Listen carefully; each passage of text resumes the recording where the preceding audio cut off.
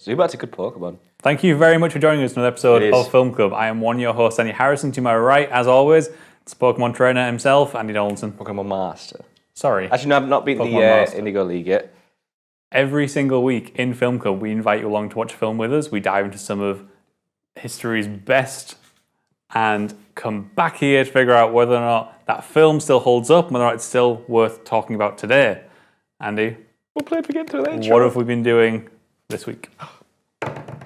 Jaws. Oh, I was sure you were going to go. Da, da, da, da, da. What's that? Da, da, da, da. I don't get the reference. Jaws. So, Andy, what's Jaws about? I don't. To be honest, when watching this again, because it's been 10 years since I watched it, I literally don't remember the first half, 2/3 of the film. Mm-hmm. It's about the guys that encounter a shark. It starts killing people. And, the first quite big segment of the film is just about them trying to deal with it and stop the beachgoers of their little town getting eaten by a shark. There's a couple of pranks. They find a shark. They think it's the big one, and one of the guys is like, nope, that's not big enough. So then the end of the film, it finishes with them hunting the shark and eventually killing it. Man, it's been so long. So Jaws, Steven Spielberg's first big film. No, that's not fair. His first big film that people really watched and kind of cared about. He had a film which I can't remember the name of right now that he did before this. It actually wasn't exactly a tiny budget. It was the film before this. I think it was about $3 million. Now this was supposed to be $4 million. Yeah. But obviously everyone's heard the stories about how the production got out of hand. Yeah. The budget ballooned to $9 million. Jesus Christ! Have you seen what the return was on it? Oh, hang on! Don't tell me it's 140. Oh no, it's more than that, mate. They must have re-released it. They must have added extra DVDs. Honestly, go on. What is it? 4-folder, 140. So it's nearly 3.5 times more than that. Like 450? 470. 470. Oh my god! I know. Because so this was if I remember right. At the time this came out, 1975. This was the highest grossing film of all time. Was it? Up until Titanic? Up until 1977, when it was beaten by a little film called Star Wars. 1987. 77, sorry, 77. For the first Star Wars 97 film. for some reason. That's really interesting. Go Star Wars. Go Jaws, to be honest, as well. Which, interestingly... I'm trying to find that film. Not to get too off topic, straight out of the gate, but those two films together, Jaws and Star Wars, are often accredited, particularly Jaws is accredited as being the beginning of the Hollywood blockbuster. Yeah. And those That's two really films, interesting. It was back then. Yeah, 19. Because you had George Lucas's credit as being one of those. He's kind of the back end of the Hollywood New Wave era. He worked alongside Spielberg quite well, and they both worked with John Williams as well, of course. Yeah. So they all kind of went together and had this cool little family. Yeah. But they were kind of. Funny enough, I mean, in terms of, if you look at Hollywood New Wave, right, the way in which American New Wave developed, it's the idea that Hollywood wasn't doing so well. They started taking risks, they started bringing in new blood, they started actually giving people quite large amounts of creative control over their films and setting them out as, trying to find out what worked. And that's where Hollywood New Wave came from. Ironically, the thing that they eventually knuckled down on was this is what we're going to do, which was Jaws and Star Wars. Are very, very similar to what they've been doing before. They actually didn't latch on to a lot of the creative stuff coming out of Hollywood New Wave. Really? Yeah. So how did that work? If you look at things okay, we love Scorsese today, but at the time, Scorsese films haven't become the norm. Woody Allen films haven't become the norm. Those are the guys that were experimenting a bit more and doing things outside the box. It was Spielberg who brought things almost back into the box, and he kind of made almost like a classic Hollywood film. The plot in Jaws isn't exactly massively out there. It's a really simple premise. Yeah. But it's an interesting sort of a hook. It's also well refined. It's well refined. And then he doesn't really experiment too much with that. He tends to keep it relatively safe. But what he does is master a lot of elements of cinema. In a relatively early film, I think he was 26 when he made this. Oh, he was 26? Yeah, Spielberg was 26. Fuck me. That's impressive. That was harsh. No, but you know what I mean. So yeah, he's 26 and he makes this. And, okay, production got out of hand. For anyone that doesn't know, the production went to shit. Like, to what's the phrase? To shit in a handbasket. It went horribly. Spielberg at the end of this was basically under the assumption his career was over. Really? Because at 26 years old, imagine that. He had more than doubled his budget. Yeah. He had run, if I remember right, the production was supposed to run for about 50 days, ended up running for about 150 days. He had gone hugely over budget, and he'd gone hugely over the allocated shooting time. One of the guys was to blame for that. Was it Robert Shaw, who played Quinn, was it called? Go on. So he was, I was reading a little article about it, and it was about like how him being an English actor kind of, he had a bit of a different kind of side of acting to the other two actors, or American ones. Let me just get the names of them. I'll get the names in a bit. Richard, someone. Is it There's Richard Dreyfuss, yeah. Robert Shaw and Roy Schneider. Roy Schneider plays the sheriff. Richard Dreyfuss plays the marine biologist. And then, of course, Robert Shaw plays the captain. Of the Crazy boat. Captain Ahab. So he went over and he learned a lot. And it was what was really interesting is he actually hired a local guy to like a kind of a dialect coach for Robert Shaw, a local fisherman. And he actually, like, he had all these stories that Robert Shaw developed into his own character. And he got these kind of the way, you know, like that famous scene when they're on the boat and they're talking about war stories. I imagine that's got a lot of influence, this particular fellow. And Spielberg took a liking to this guy as well. I can't find his name, sorry, I can't find this article, I was reading it earlier. And he actually appears in the film. You know when they're going out of what? There's a thing, a ferry of boats, it's not the right phrase. A thing of boats. Yeah. Flotilla. It's Dunkirk language, that. No, but they're going out, and one of the lead guys is that just local fisherman. And so you know when he goes down on the boat, there's that jump scare where the face comes out. Yeah, that's the character he plays. Oh right. So I was very interested to hear that like Spielberg liked that much, and he's in this film. It's the one that like he warns them. It could be. He asks like where any good restaurant or something is, and they take the piss out of him. It could be. I can't remember. Oh no, are those the ones that come back with the shark? Doesn't matter anyway. Carry on. Yeah, carry on. So there's this whole thing about like Robert Shaw and how he's learned and he's an English actor and stuff. Now, when it came to a lot about his character, I imagine he started to try and do a bit of what we were on about briefly last week, method acting, where he wanted to try and get more in that kind of drunk spirit. And the only way to do that is to get drunk. Oh yes. This can work two ways. Well, actually, to be honest, it did work for this, but obviously it caused a lot of production problems. The other way it works is if you fucking what's his name, of Rick and Morty. And he just decided to get pissed at playing Rick. That's something where it kind of works. But on the other hand, you do have like the bittersweet history of what's his name, of Robert Shaw on set, where he would be too drunk to deliver particular lines. There was like crazy monologue he does, and you had to cut it right down. It was saying the same article, saying it was like 10-page script, and he had to script, and he had to cut it right down. And even then, he could barely perform it because he had two production assistants. This is the monologue when they're in the cabin, and he gives the back. I think so. The story about him and the submarine. The submarine. Which is really, really gripping. Hell of a monologue. What a scene! It's great. What a scene! I love how they're like doing the wounds, and it comes to the end of that. It's like, it's something I love about this film. It's like everything's like high, high, high, then it ends in this low. Then obviously they need to take action. But yeah, so they actually had two guys to look after him to make sure he didn't drink that much, which is probably true Englishman. Well played. But yeah, so what I love about the film is just how up and down it is. And you see this kind of like the ocean. Dear God, mate, you might as well have a kid because you're fucking dad joke all over. My God, that's awful. Like I'm just laughing out of embarrassment to be on the same film club as you. Speaking of the ocean. They shot on the ocean. Like, what the fuck? Oh, right. You're actually leading this into something interesting. You don't shoot on the ocean. Yeah. Well, there's those amazing shots with the camera on the boat, isn't there? Yeah. So, like, the film at the end of it is so better off for it. The film is great, but like at the end, once you've gone and shot, it feels so real. Yes. But I mean, Spielberg himself has said since that, like, what was he thinking? He was this naive, like, 20-something-year-old. It's ambitious. It's ambitious. It's ambitious. It was a pain. It had mechanical problems. They had to like figure out some way to get the camera steady in those sort of places. Hey, it's quite steady. It caused ridiculous problems, like notoriously with the shark. Everyone's heard about the shark, and the shark being this just horrible mechanical thing that and it didn't work. And it in the water, it dissolved and shit. Yeah, and ultimately, what it was supposed to do, and what it was supposed to achieve on screen, didn't happen.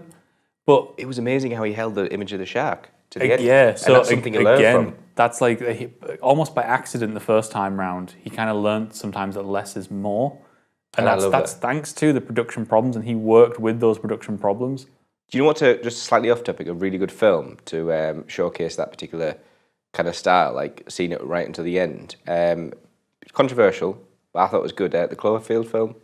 You don't see the monster. Yeah. And that builds up the suspense, just like Jaws. I mean, there's a bit of me that goes, oh my god. There's a bit of me that goes, oh my god, it's this horrible CGI fest, Cloverfield. But I did kind of enjoy it at the time. Yeah, because it holds you on. It keeps you It grips you. Sorry, which is what the film's similar about. vein. I personally think it's a better example. Monsters. Great shout. I always forget about that film. You basically same sort of principle. But you don't see the monster until right at the end. Build up, and you see this. Yeah, and it's really well done. There was some good jump scares, I must admit. Like, that's what you know on about earlier, the famous Jaws jump scares where the guy comes out the boat, I just mentioned. Yep. So I was watching it last night and I was quite tired. Which apparently he added in, didn't he? I don't know. So someone correct me if I'm wrong in the comments, but so during some test screenings, he was doing well, and he was enjoying the fact that people were actually kind of getting scared at certain parts of the film. Like, oh really? So he added it after he'd finished the film? Yeah, and he was like, he enjoyed people like shrieking and screaming and stuff in the cinema. Americans, what are you going to do? And then clap at the end. I do that every time now. No, you don't. So Spielberg was a bit like, oh, I want to try and get like one more, and apparently added, I think, again, correct me if I'm wrong, he added that moment in. Well, it woke me up last night. I was at Earth and I went, oh! It was like I had a cup of tea or something. I knew it was coming. Sitting there, I knew exactly when. I'm like, this is the moment, and it's still like, I was still like, well, do you know what? It's just a little bit. Interestingly, one of the moments that really scared me is I barely remember much from when I watched Jaws last. I mean, I must have been fucking 12 or something. And I always remember that scene where at the end he gets eaten, the captain gets eaten. I don't even have a fucking casting up here. It's annoying this. He gets eaten. Eaten? Is that the right phrase? Point is digested. Masticated. And he's at the bottom of the boat, and I was waiting throughout the whole film for that to happen. And I thought, towards the end, I was thinking, because I only had like 10 minutes left of the film, I was thinking, fuck, I must be on about another film. Must be some sort of film that we used to watch as kids with these fucking giant sharks, where he gets hit at the end, and then suddenly it happens. Oh yeah, fucker! And then he just starts like getting. I was like, no, don't eat him like this. And as it Chief Martin Brody, Robert Shaw Quint. Again, even though you know it's coming, it's actually quite a brutal death in some ways. It's an unpleasant death to watch. Especially for him. I know he's a bit of a dick, but he also has good qualities. He's a fun, kind of fun guy to be around with. Yeah. The other part that scared me is when the guy's in cage. And same article, or I've read 2 articles, so it could be the different one. The guy who did it, Richard Dreyfuss, apparently he was having a massive panic attack about being in that cage. So in the end, that's why the scene where the shark goes in, it's an empty cage, because he just refused to go in. I can't remember where it's like, because there were sharks around the water, he was just scared of water himself, he was because it's a confined cage. But that's why at the end, and Spielberg was a bit like, shit, I was watching the whole cage scene thinking, that's fucking fantastic. Yeah. That's really fantastic. I know, I think it's at that moment they used some shots of real sharks as well. Really? If I'm right, what they did was they took. Well, that's what they were trying to do. Put them in real sharks. Thing when they get the sharks to do it. Then when the cage is empty, they use a small cage to make the shark look big. That's interesting. Well played. Good use of perspective. Yeah. And of course, it's all practical effects, which you kind of understand that day and age. Yep. Well, saying that Star Wars to come out after, but so good for it. Yeah. I mean, even then, the shark, it was a puppet, but it still didn't really. It's not like age affected it. Yeah, exactly. You don't look at this from, what is it now, 40 years ago. You don't look at this from 40 years ago and go, oh my god, that shark hasn't aged like well at all. 40 years ago. 40 years ago. You don't look at it, you don't look at it and go, oh my god, how poorly have those effects aged. Parents are old, mate. You look at a film from 10 years ago that uses heavy CG and watch that now and you go, oh my god, that film has not aged well. Yeah. But this is beautiful. It looks so good. It's because you had stupid things like build a massive shark puppet, shot on the ocean, actually killed a guy. No, I didn't really. I actually believed you for a second. Genuinely believed you. And another part of this film that I love, and it's going back to the highs and lows of this film. It is a suspense film. It's a kind of like a bit of a horror, isn't it? Well, yeah, it basically feels like a slash. I was getting Halloween vibes at certain points in this film. The music's like, well, that's what we're going to go on to. But there is parts of this film that's really fun, and it's really like kind of happy-go-lucky. Oh yeah, you can feel that Spielberg, John Williams thing like swelling at certain times. Who better than John Williams? Music. John Williams is a fucking genius. If you don't know who John Williams is, shame on you. There's two composers you should know of at the moment. Well, there's loads, but there's two major ones that you should know. We should get a shame bell. Ding. I know, I need one on my new thingy. So John Williams, of course, who Jurassic Park, Star Wars, Jaws theme tune, many, many others. And then, of course, you've got the other one, which is Hans Zimmer. So he's like the modern John Williams. If you don't know them two, fucking educate. Now, John Williams is absolutely fantastic. I mean, look at the scores that he's done. Jurassic Park and Star Wars are both in the key of C major. The C major is the one you're going to learn when you're a 6-year-old, how to play a keyboard, which is like da da da da da da da da da da da da da like that. Might not be in tune, probably isn't. Point is, it's definitely all the white keys. And to make such a score that's so memorable and so like repeatable. I mean, we always sing Star Wars and stuff like that, just off the fucking white key. All these other composers using like F-sharp minors and stuff like this. F-sharp minor, by the way, is film club intro. But to do it not only... You missed that, didn't you? Yeah, the film club intro. So to not only do a theme which is iconic and you can remember it and you can sing along to it, but to do a theme after a theme after a theme after a theme that you can remember and sing the best, along to. yeah, well, not just that. I mean, he has all these parts like pure John Williams where he plays with this orchestra. It's you got the bells coming in, the tube, the brass. And it's like, oh, this is really cool. It's like when the boy's going out in the water and it's this really happy music up until it sinks. Then you get that like that, and it starts going like when a Muppet gets sad. Bit like that, yeah. But mainly, this is something that our mate Tom picked up. You know Tom, Cool Tom, as he's known. Not known as that at all, but carry on. Oh, he is. Many people know him as Cool Tom, honestly, trust me. So we were out having a couple of drinks, and I was like, oh, I was at Film Club doing, you know what you film me doing? He said, oh, doing Jaws. He goes, mate, you need to mention John Williams. I was like, oh, yeah, of course. He goes, you need to mention just how John Williams managed to build that suspense with 2 notes on the keyboard. Exactly. It's the minimalist nature of... And it's just like, how do you do that? That's a fucking genius move. Yeah. And it comes and it repeats itself throughout the film. I mean, that is the famous, score for Jaws that many people know. He was trying to get me to do an intro, going, "Oh, you should go to," and I was just like, "No, Andy, we don't create intros here. We do it, off the spur of the moment." I think that was in this episode earlier on. But probably do carry on. Probably was. That's how shit my memory is at the moment. But he just has this way of building that suspense and having these really good, happy moments. And it's all about his synergy with Spielberg. It's the same synergy with Lucas as well. These guys, like at that era, that time, they just bossed it. Like you said, they're bringing Hollywood out the Hollywood back into Hollywood. That would become like one of Spielberg's kind of staples, is working with John Williams to create these big, iconic scores. And I love that it starts in Jaws from such a minimalist place. One other thing I already want to mention about the film, you start to see a little bit of Spielberg's amazing camera work. And I say amazing in its subtlety. The way he just ever so slightly he has this kind of invisible way of letting the camera track things through an environment. He'll hold a frame and it'll move from being a wide shot to a mid shot to a close up to another wide shot, all in one frame without ever cutting it. His use of camera and blocking at the same time, basically second to none. Well, there's that amazing moment where the sheriff, chief, he comes back. It is Roy Schneider. Yep. And he's another. We need a bigger boat. We're going to need a bigger boat. Oh yeah. And he comes back, and that camera work there, and then it comes behind the building where the other guy is. And I've noticed there's a few shots in this film where it's focused in the background, and then someone comes in the shot, and then it comes back to focus on him. And I was just like, smoothly done. It is really smoothly done. And shout out to the other actors that played this film phenomenally. The chemistry between the three of them, I really love. Especially in that one of my favourite things. That scene in where they're all passing stories around and showing scars. That's one of the best. Yeah, fantastic. So there's Jaws. You can let us know in the comments below what you thought of Jaws, or you can hit us up on Twitter. And we will be back once again next week with another film where we're taking a request from this guy. We'll be taking a look at Escape from Alcatraz. Clint Eastwood. So thank you very much for joining us, guys. See you all next week. Clint Eastwood.